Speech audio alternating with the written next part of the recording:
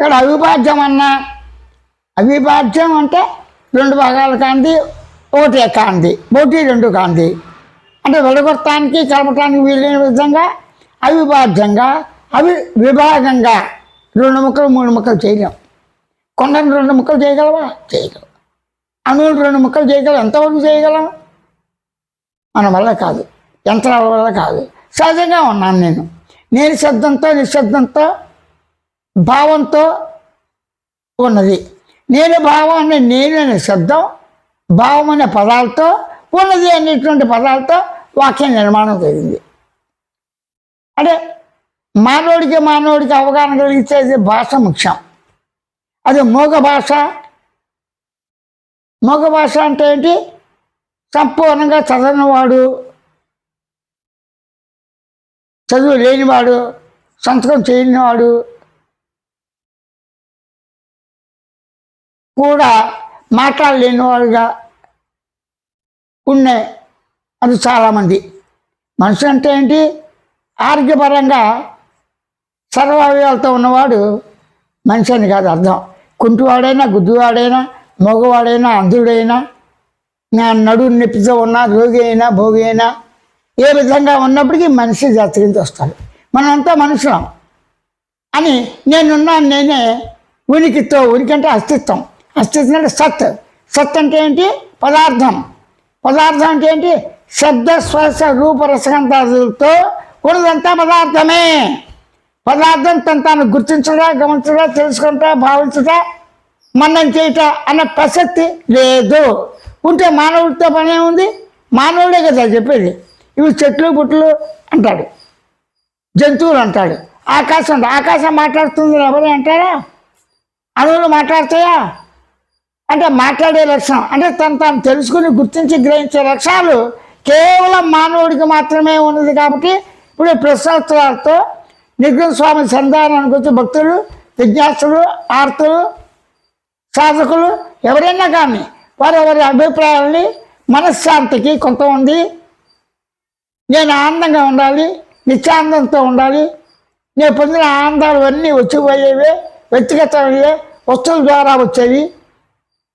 వస్తువులు అంటే ఏంటి? శబ్ద స్పర్శ రూప రసగంధ తన్మాత్రలతో ఉన్నవన్నీ వస్తువులే. చూడండి, శబ్దం లేదు, మేఘం శబ్దం చేస్తుంది. ఆ శబ్దాలు మెరుపుతూ ఉంటే ఆహ్లాదంగా ఉంటుంది. వర్షాలు వచ్చి రాకుండా పౌర్ణంలో ఆ ఉదయించే వాళ్ళు మధ్య వ్యవసాయాల్లో చక్కటి పండు వెన్నెల్లో వచ్చేటువంటి ఆ మెరుపు దిగులు అన్నీ బాగున్నాయి. అదే భయంకర శబ్దాలు పిడుగులు పడితే ఆ విధంగా కొండపోతుగా వర్షధారాలు పడితే, ఐస్ గడ్డలు పడితే ఏమవుతుంది? భీకరంగా తుఫాన్లు వస్తే బాధ కలుగుతుంది. అంటే శబ్దాల ద్వారా, నిశ్శబ్దం ద్వారా కలిగే అన్ని అనుభూతులు సుఖ సంతోషాలతో కూడి ఉన్నాయి. నిద్ర అనుభవం, స్వయ అనుభవం. నా నిద్ర నేనే పోతున్నాను, కళలు నా కళలు నేనే కంటున్నాను, నేను దేహాన్ని నా దేహం నేనే అనుభవిస్తాను. ఇక్కడ నేను నాది అనే భావన లేకుండా గమనించడా, గుర్తించడా, తెలుసుకుంటానే ప్రసక్తి అప్రసక్తం అని మూగ సంజ్ఞతో చెప్పదలుచిన, భాషతో చెప్పదలుచిన ఈ లక్షణాలు ఉండి తీరవలసిందే స్వానుభవంలో సానుభూతిగా. అనుభూతి రెండు వేరు కాదు. అనుభవం అంటే ఉన్నది, అనుభూతులు అంటే ఉన్న వాటిని మరల మన్నం చేయటం, గుర్తు చేసుకోవటం, గమనించి తెలుసుకొని మరల మన్నం చేయటం. అనుభూతి అన్నా అనుభవం అన్నా అదే, తేడా లేదు. నేను దేహాన్ని, నేను పురుషుణ్ణి, నేను స్త్రీని, నేను సొంతుణ్ణి, నేను దేహంగా నల్లగా ఎర్రగా తెల్లగా ఉన్నాను. అరే దేహానుభూతి ఎలా ఉందిరా?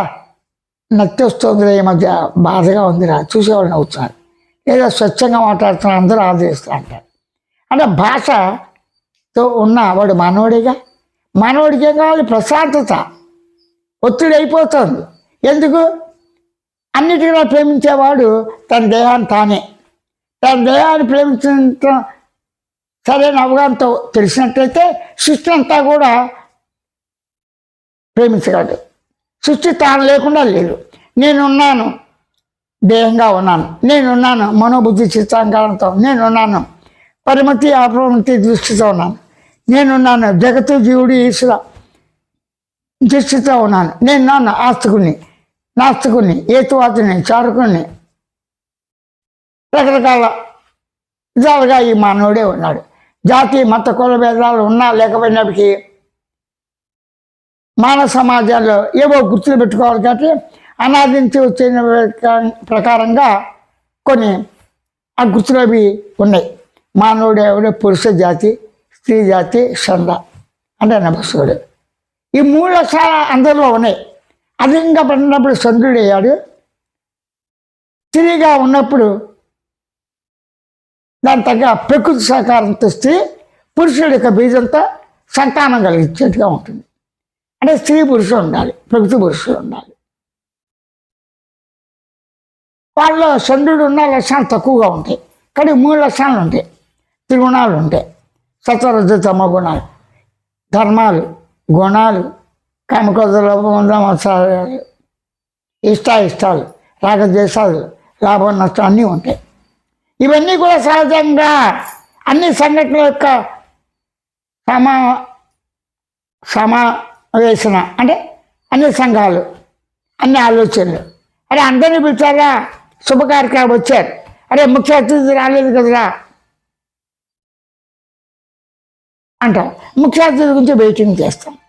అరే పెళ్ళికి అన్నీ వచ్చాయి కానీ పెళ్ళికి వాడు ఇంకా రాలేదు, విడుదల ఫోన్ చేయి ముహూర్తం దగ్గర పడుతుందని. అంటే అసలు వాడు రాకపోతే వాయిదా వేస్తారు, నిరీక్షిస్తారు. నమ్మకాలు బట్టిన ముహూర్తం కనుక లేకపోతే ఇంకో ముహూర్తంలో చేస్తారు, ఏదైనా ప్రతిబంధకం వస్తే దేవధర్మంగా. ఈ విధంగా ఆచారాలు అవి మానవుడికి ఉన్నాయి.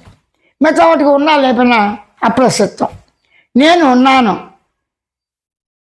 వ్యక్తిగా, మనిషిగా నాకు నేనే స్వయంగా ఉన్నాను. నేనున్నాను బాగా చెప్పేవాడిగా, మీరు వినేవాడిగా ఉన్నారు. అంటే చెప్పేవాడు వినేవాడు ఇద్దరు ఉండాలి తప్పనిసరిగా. నేను మానవుడిగా ఉన్నాను. మానవుడికి ప్రధానం ఏంటి కావాల్సింది? దేవ పర్యంతం అంటే మరణం తథ్యం, కాలం అమూల్యం. మళ్ళీ మానవ జన్మ వస్తుందో లేదో ఖచ్చితంగా చెప్పలేరు, ఎవరు గ్యారంటీ ఇవ్వరు. నిన్న ఉన్నాము, ఇవాళ ఉన్నాం, రేపు ఉంటాం అనే ఒక ఆశ. ఆశ అందరికీ ఒకేసారి పోదు కదా, ఒకేసారి అందరికీ పుట్టరు కదా. కాబట్టి కాలం వ్యర్థం చేయకుండా నేను ఉన్నానని నేను అవగాహన ప్రతి వారికి సహజంగానే ఉన్నది. అవగాహన సానుభూతితో ఏం చెప్తున్నాడు? ప్రతి వారికి, నాకు మీకు వారు వీరు అననేలా అందరికీ ఎవరికి వారే స్వయ అవగాహన ఉన్నది. స్వయం అంటే తనకు తానే, అవగాహన అంటే గుర్తించుట, గమనించుట, తెలుసుకుంటా, శ్రద్ధ సహితంగా భావంతో, కదలికలతో అనుకునేవాడిగా, భావించేవాడిగా, చలించేవాడిగా, సంకల్పించేవాడిగా నేనే ఉన్నాను. ఈ అనుకునేవాడే, ఈ భావించేవాడే, ఈ తలంచేవాడే, ఈ మన్నం చేసేవాడే, ఈ గొరిగేవాడే, ఈ సరిగేవాడే నేను నాన్ని లక్షణం. అంటే నేను లక్షణం ఏంటి? అనుకునేవాడిగా. ఎలా ఏమనుకుంటున్నారా వారి గురించి? పంట వేసావు, ఏమనుకుంటున్నావు? వర్షం కురిస్తే బాగా వస్తాయి, కానీ వర్షాలు బాగానే ఉన్నాయి, సరైన విధానంగా ఎరువులు వేసాము, ఖచ్చితంగా మనకి ఎకరానికి 40 బస్తాలు అవుతాయి, రెండో పంట మనకి వస్తుంది మనం అంటారు. అనుకోకుండా రాత్రి పిడుగులు వర్షం వచ్చేసి మొత్తం కొట్టుకుపోయింది. అప్పుడు ఏమైంది? అంటే నువ్వు అనుకుని జరగాలని ఏమో లేదు, నీ అనుకున్న ప్రకారంగా, నీ ఇష్ట ప్రకారంగా నీకు స్వేచ్ఛ ఉందని చెప్పేసి అనుకోవటానికి స్వేచ్ఛ ఉంది. ఆ స్వేచ్ఛ కార్యరూపం అనుభవంలోకి రావాలంటే చాలా కష్టం.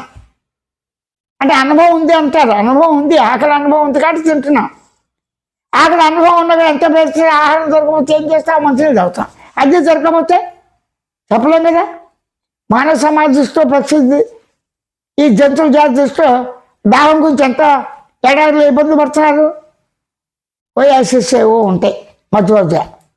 కనుక ప్రతి ప్రాణికోటికి శరీరం ఉన్నంత వరకు ఆహారం ఉండి తీరాలి. అది ఆహారం కనుక తీసుకుంటే మనం లేకుండా చావకుండా ఉంటారని ఎవరు గ్యారంటీ లేదు. ఆరోగ్యవంతులు అయినా చావు వస్తే రెప్పపాటు వస్తుంది.